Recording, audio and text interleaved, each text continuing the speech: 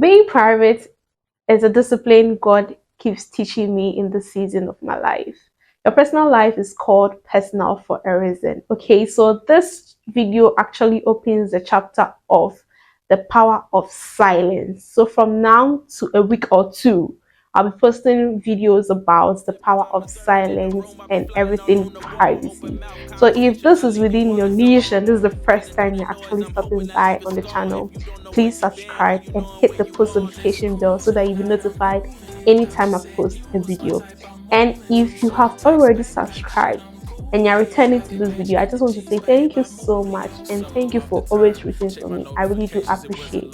I'm Girl AK. You can actually call me Ikea. On this channel, we talk about everything business, lifestyle, everything entertaining, digital marketing, everything you're actually looking for. Okay, I'll keep on rooting for my subscribers, so I will keep bringing videos that will actually impact your life or bring productivity. So as the thumbnail says, I've listed down some 5 major things, okay, you should keep private. Without further ado, let's get right into the video.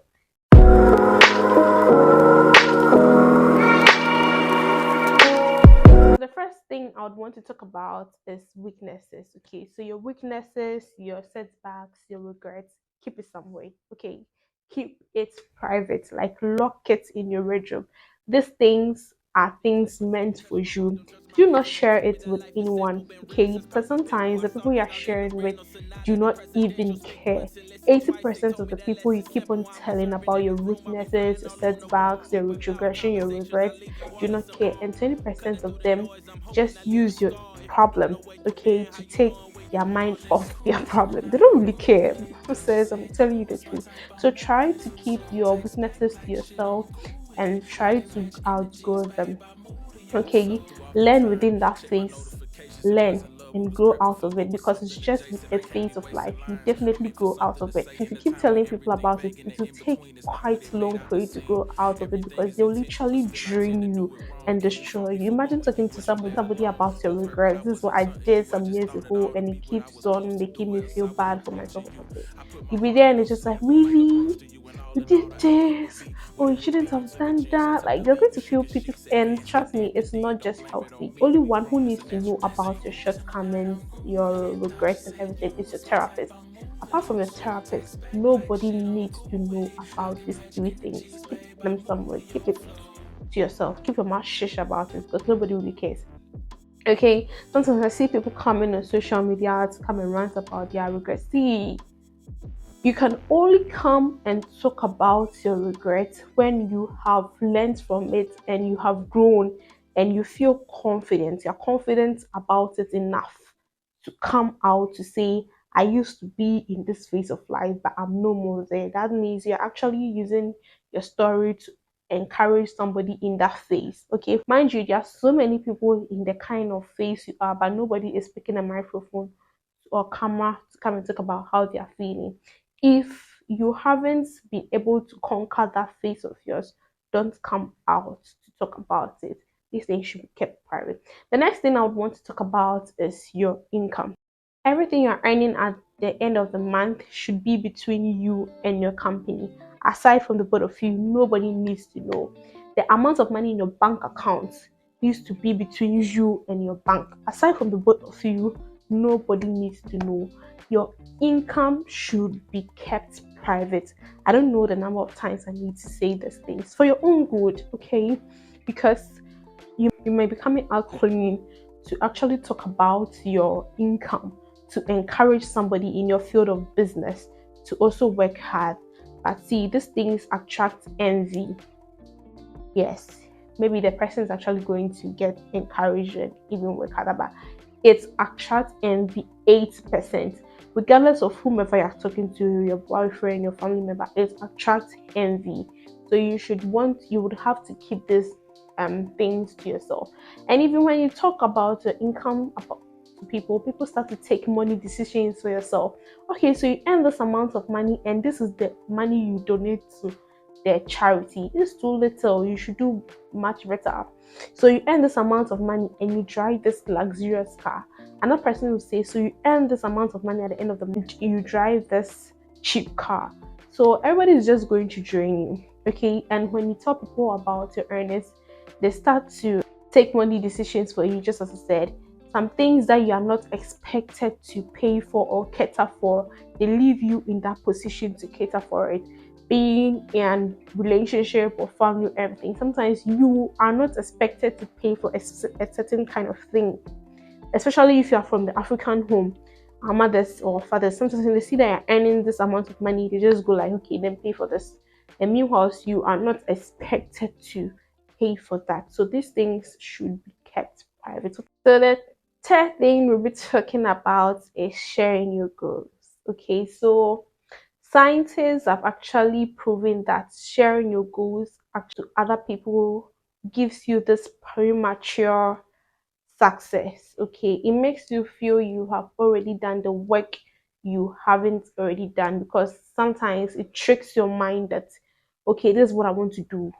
And the moment you start talking to people about it, you start to feel like you have done it already. I don't know if you've ever felt that way. I've felt that way personally.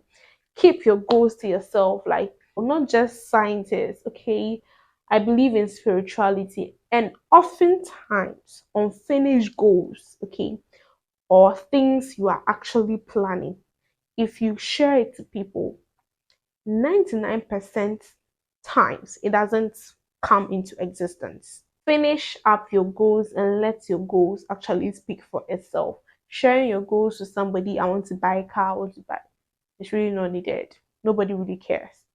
Finish what you want to do and let it speak. The people who ought to support us, they end up discouraging us. Me, I feel if, let's take, you've given yourself the end of the year to um hit some amount of money in your bank account, you are the only one who knows how you can make that possible.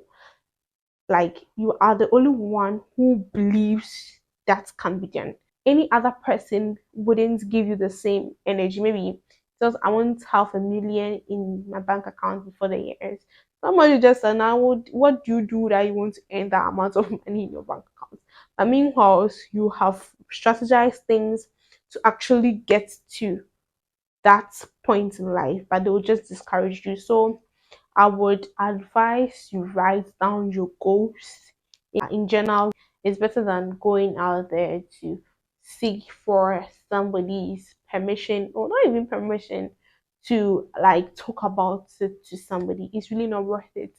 So don't do that. The last but one, talking about your past relationship to your current relationship. See, this is really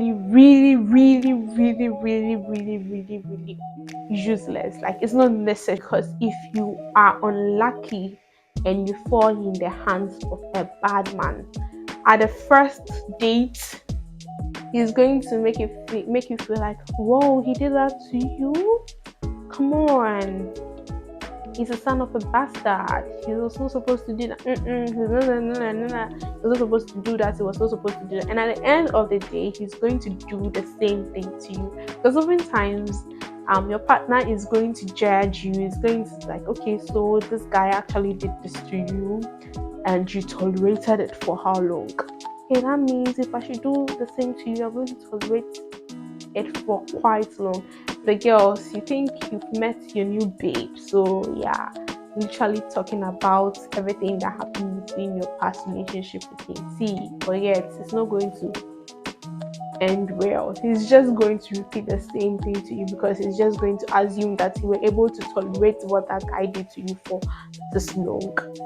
Okay, then that means I'm going to do the same thing to you. You can literally tolerate it. You literally opened a new chapter of your life. So everything in your past must remain in your past. Okay? Nobody cares. Your new partner doesn't care. You are going to regret doing this, especially if you are unlucky and you fall in the hands of a wicked man. He's going to repeat the same thing to you. You should let your past be your past and embrace the new chapter. Give people chance to show whom they are at the right time. If you do that, he might even falsely act all perfect. Meanwhile, it's not. And regardless of how he is, one day you're going to know his character, because they say behavior is like pregnancy. That it will definitely show at a point. So let him show his real attitude. Don't try to let him feel pity or try to talk to him so that maybe he will try to treat you better. It's not worth it.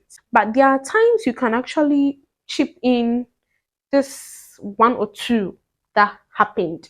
Okay, but not necessarily like maybe this is the first time on a date, because personally I wouldn't want to hear that crap. Our first time on a date and all you are talking about is your ex. Madam, go back to your old relationship and go and be with him. It's really, really not wanted. Find time and heal. But there are times you can chip in one or two, provided your ex actually chips in one or two. But that doesn't mean maybe you're coming to sit down and talk about your ex. It's really, really not needed. Last but not the least, okay? Your good date. Keep your good deeds to yourself, okay? Even in the Bible, God says if you do something, I don't know, I'll look for the memory verse and put there the quotation. The Bible says if you do something for your right, do not let your left see. Okay, God said that for a reason. Good deeds actually attract good karma on its own, okay? But when you do charity or if you do a good deed for somebody, you don't go out talking about it that I'm a good person, I did this, I paid transport for this, I paid. See, it's really, really not worth it. How do you feel picking phone to call, say, hi babe, so today I paid transport? Come on, how do you feel? How do you feel? A lot of great philanthropists in this world still choose to stay anonymous for a very good reason. Keep your good deeds to yourself. You don't have to preach your good deeds to everybody for everybody to know that you are a good person. If you are a good person, it's going to speak for itself one day. Good deeds should be done with a good intention and not for attention. Christ died on the cross for us, and you don't see him going around chapa chapa chapa chapa about it. He doesn't tell everyone about it. But then we Christians appreciate him for the fact that he died on the cross for us. That is why we always use that as a prayer, that we are thankful that he died for us on the cross. Okay, we appreciate him for that. He doesn't go around jabba jabba about it. So keep your good deeds to yourself. This brings us to the end of the first video about the power of silence. I want to know if you really like this video and try to share your thoughts about this video in the comment section. Okay, please do what to stay subscribed and subscribe if you've been with me from the beginning to the end of the video. Share, like, and until next time, see you, stay safe, bye.